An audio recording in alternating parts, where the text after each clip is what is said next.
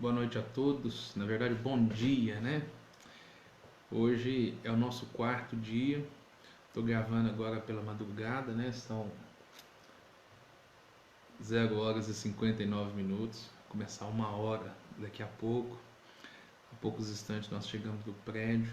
E hoje eu resolvi gravar nesse horário porque amanhã pela manhã eu estarei indo para a cidade de Formiga, né? Participar do retiro de pastores. Então, de lá vai ficar mais difícil de gravar isso durante o dia. Acredito que a live de amanhã, ou seja, de depois de amanhã, de sexta-feira, eu consiga gravar lá, mas numa situação um pouco diferente daqui. Então, para facilitar, eu resolvi fazer hoje. E eu creio que Deus tem algo muito especial. Nós tivemos uma reunião de oração na igreja agora poderosa. Como foi especial. Os irmãos que ali tiveram podem com certeza testemunhar disso. E eu acredito que é só o começo. Deus tem grandes coisas para realizar nas nossas vidas. E de fato nós precisamos viver uma vida de entrega, viver uma vida para o Senhor. Comentar também da nossa reunião de células, foi um sucesso.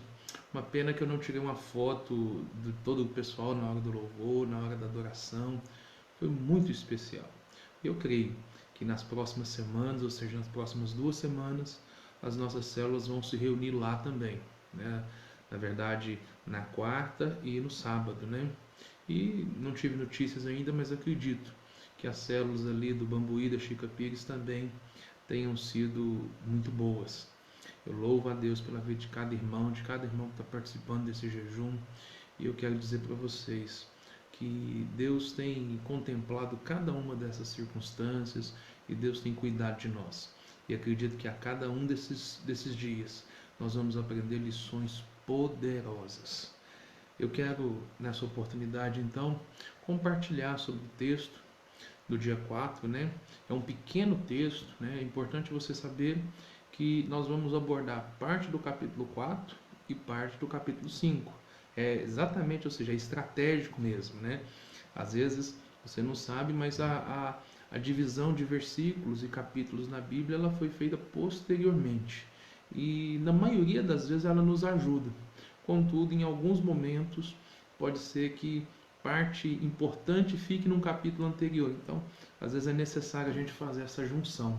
E é por isso que nós estamos fazendo hoje, no dia 4, nós estamos lendo Atos capítulo 4, verso 32, até Atos capítulo 5, verso 11.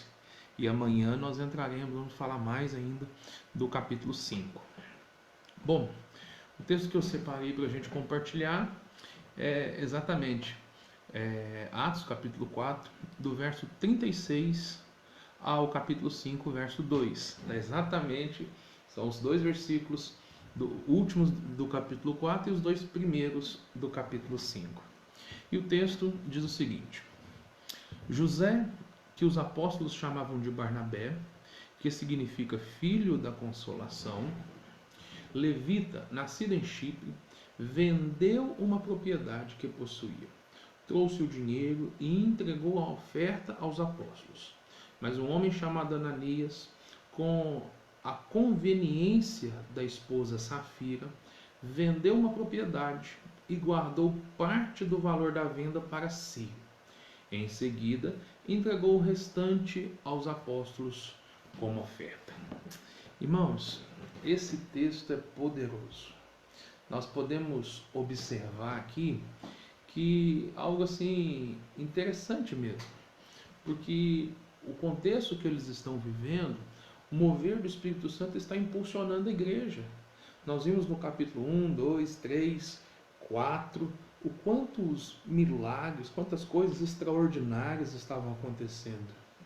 O extraordinário tocando o ordinário, ou seja, o sobrenatural tocando o natural.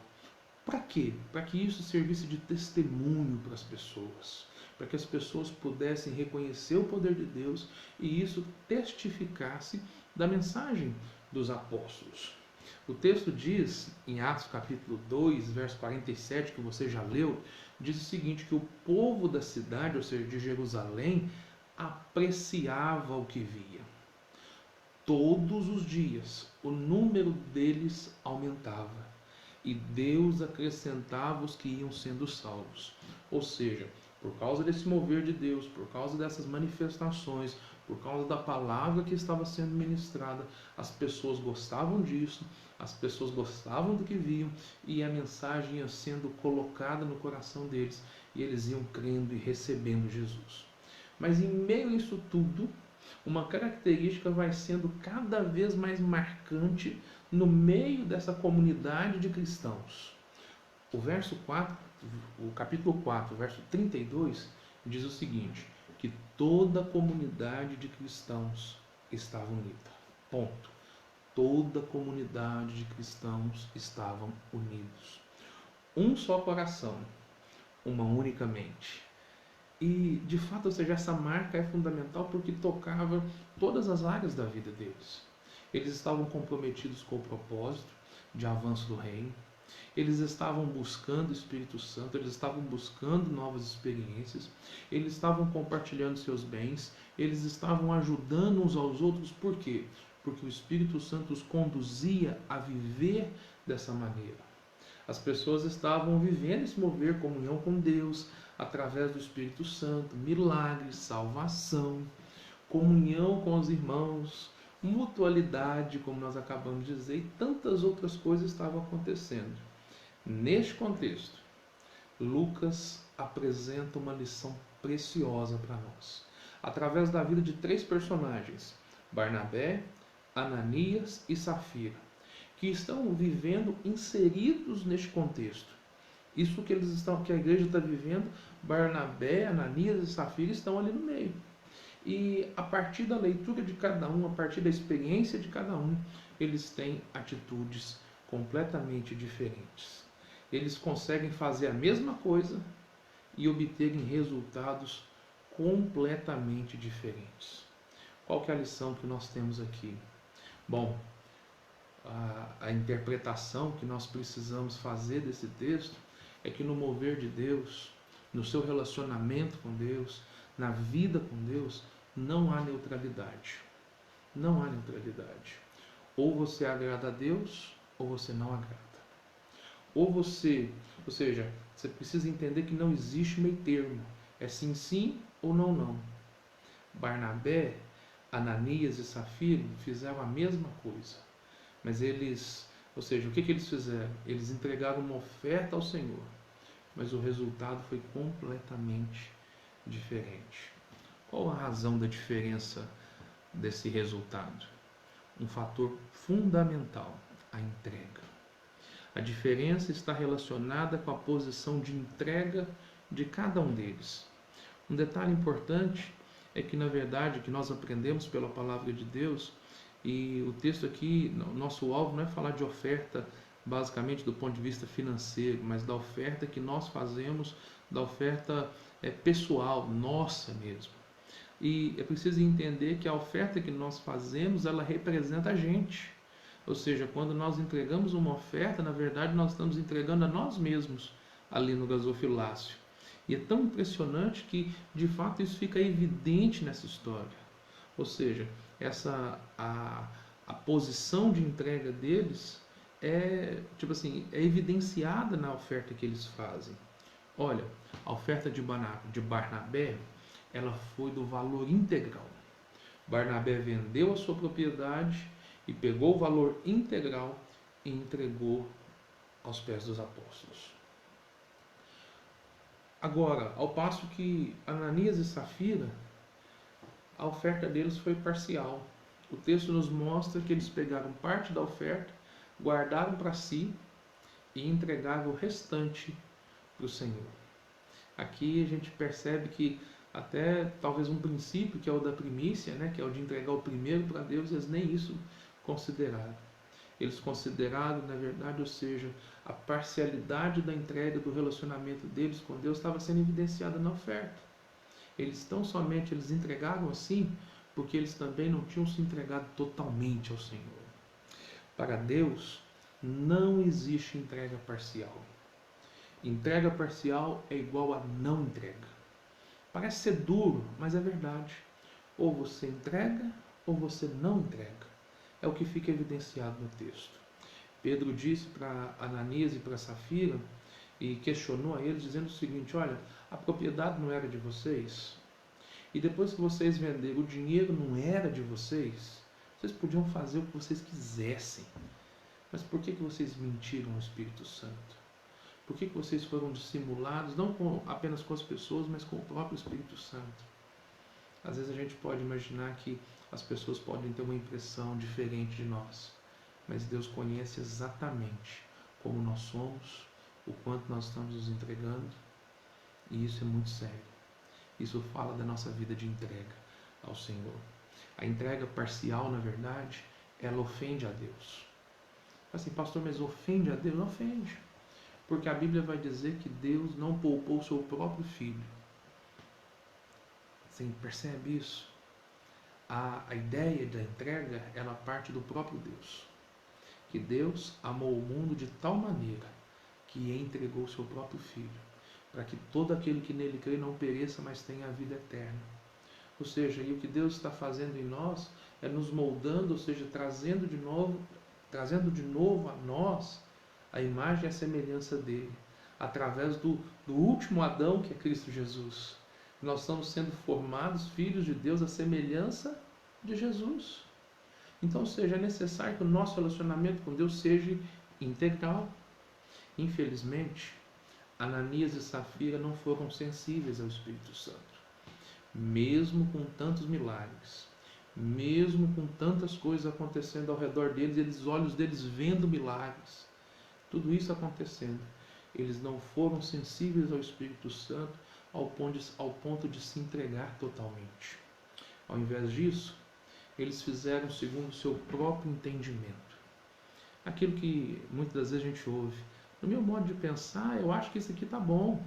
Deus entende a minha situação. É verdade. Deus entende. Agora, a questão é se ele recebe ou não o que nós estamos fazendo. E por causa disso, eles deixaram de desfrutar do Senhor. Ao passo que Barnabé se tornou uma pessoa-chave no avanço da igreja. Qual que é a aplicação para nós dessa palavra? Qual que é a lição que nós temos para nós hoje? O que nós aprendemos com os apóstolos aqui em específico? Olha, não há neutralidade no relacionamento com Deus. Sua vida foi entregue a Deus ou não? Você vive para Deus ou não vive para Ele? É muito sério. Nós vemos e observamos, ou seja, que nós não podemos cair no engano de Ananias e Safira. A história deles está registrada aqui como um anti-exemplo para nós, daquilo que nós não devemos fazer. Entendemos que existem dois modelos de vida aqui: o modelo segundo Barnabé e o modelo segundo Ananias e Safira. Barnabé, uma entrega total. Ananias e Safira, uma entrega parcial. Qual que é a sua escolha? A vontade de Deus é que você possa viver, para que nós possamos viver como Barnabé. Nós sejamos como Barnabé, que se entregou totalmente ao Senhor. A oferta que ele fez lá atrás é apenas um sinal daquilo que ia acontecer na vida dele. Porque na verdade, ou seja, ele vendeu sua propriedade para demonstrar o que talvez muitas pessoas hoje precisam entender. Barnabé demonstrou para nós que ele possuía os seus bens, mas que os seus bens não o possuíam, que ele era capaz de entregar eles em favor do reino, ou seja, e de fato, diante da necessidade, diante daquilo que o Espírito Santo estava fazendo, ele não se negou a entregar. Mas não foi só isso que ele entregou. A vida dele foi totalmente entregue ao Senhor. Nós sabemos que Barnabé, ele se entregou novamente, ou seja, quando acolheu Paulo.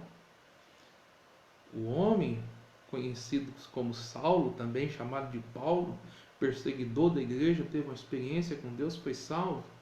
Mas uma das únicas pessoas que confiou nele, que decidiu estender a mão para ele e ajudá-lo, foi Barnabé. Por quê? Porque a vida dele pertencia ao Senhor. Ele se entregou ao Senhor ao ponto de correr riscos pelo Senhor. Muitos dos apóstolos, dos discípulos, estavam preocupados, temendo, será que essa conversão é de verdade? Mas ele decidiu se arriscar. Ele se entregou e por causa disso, ele discipulou Paulo, ele ajudou na formação de Paulo, ele ajudou nesse processo inicial de Paulo ali.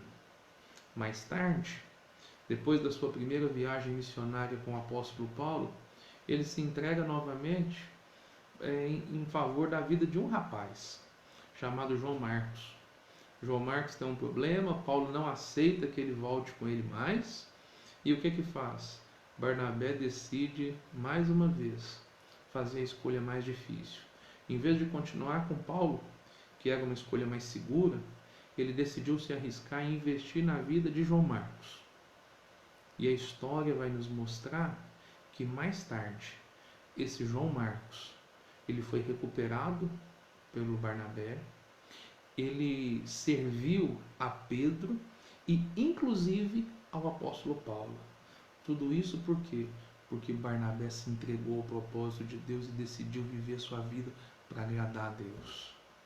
Quando nós olhamos para isso, nós vamos pensar o seguinte: por causa de Barnabé, você vai olhar, a Bíblia Sagrada não tem nenhum livro de Barnabé, mas o Evangelho de Marcos foi escrito por João Marcos, que foi discipulado por Barnabé.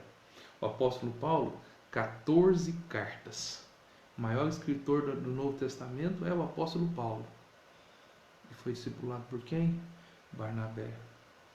E Pedro, na verdade, ou seja, João Marcos serviu a Pedro, ou seja, ajudando ele e contribuindo também nas cartas do apóstolo Pedro.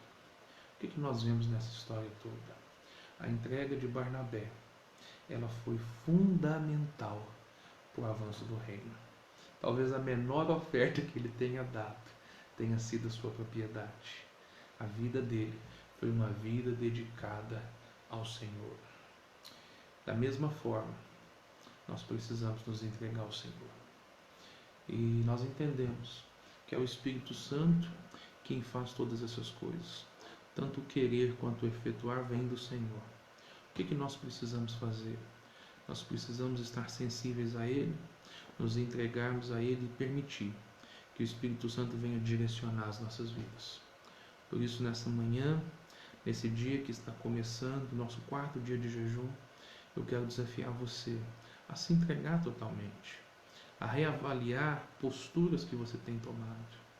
Será que a entrega que você tem dado ao Senhor, ela é o seu melhor mesmo? A minha oração nessa manhã, nesse início de dia, é: Pai, em nome de Jesus, nós queremos reafirmar nossa entrega ao Senhor. Nós pertencemos totalmente ao Senhor e assim nós queremos viver. Não permita vivermos em parcialidade, com parcialidade em nenhuma área das nossas vidas, Pai.